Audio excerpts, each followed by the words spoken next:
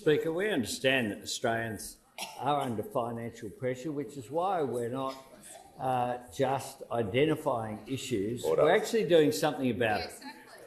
And in the Senate right now, there are bells ringing.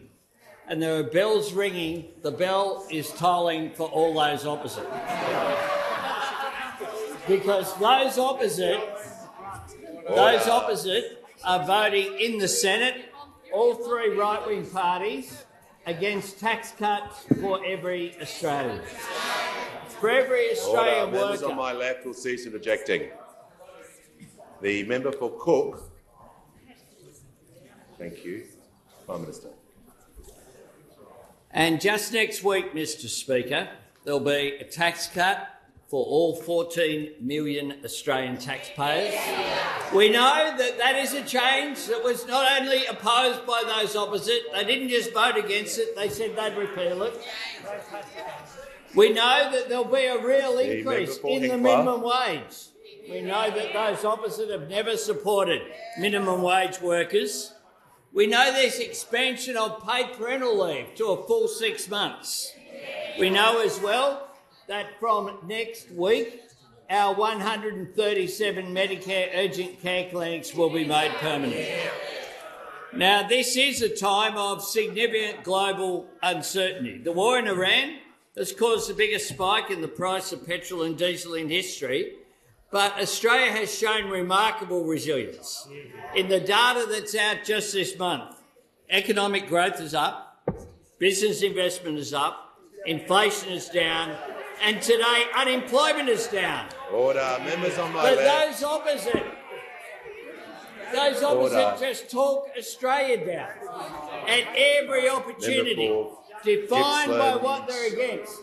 Now, the last time they asked a question about the impact of this global crisis from the Strait of Hormuz was the 1st of April, appropriately. The 1st of April. Since then, nothing to see here. Nothing to see here, just crickets from those opposite. Order. The member for Even though we Casey. have more fuel in Australia today than there was on February 28th. Even though prior to Easter they were saying it wasn't a case of whether there'd be rationing, it was what date or why it hasn't been done already, was what they were saying, Mr Speaker. The opposition have not asked a single question about this. They talk Australia down, we build Australia up. Albo's up there again, chest out, telling us how brilliant everything is while the Senate bells are ringing and the coalition's blocking his latest tax tweaks. Classic. He reckons next week every one of the 14 million taxpayers gets a cut. Fair enough, money back in your pocket is always welcome. But let's not pretend this is some grand new gift from Labor. These are tweaks on the back of the Stage 3 cuts they once wanted to water down. The opposition called their bluff and said they'd repeal the changes if they get back in. Albanese paints that as hating workers. Come on.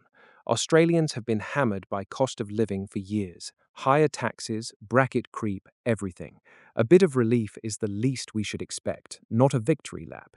He boasts about the minimum wage going up. Good, workers deserve it, but wage hikes don't magically fix productivity or stop prices rising at the checkout. Businesses are already squeezing every cent.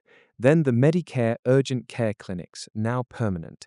Handy for minor stuff instead of clogging emergency departments, sure, but permanent programs mean permanent taxpayer bills.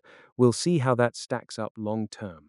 Albanese loves the good economic numbers. Growth up, investment up, inflation down, unemployment ticking lower. Australia has shown resilience, no doubt, but he glosses over the global mess, the Iran conflict spiking fuel prices through the roof via the Strait of Hormuz. He mocks the opposition for not asking enough questions about it lately. Yet fuel costs are still hurting families at the Bowser. This is textbook question time. Government spins the wins, opposition gets painted as doomsayers. Albanese says they talk Australia down while Labor builds it up. Fair criticism sometimes goes both ways. At the end of the day, Australians want results they can feel. Cheaper groceries, affordable housing, and taxes that don't punish effort. Not just bells ringing and political point scoring.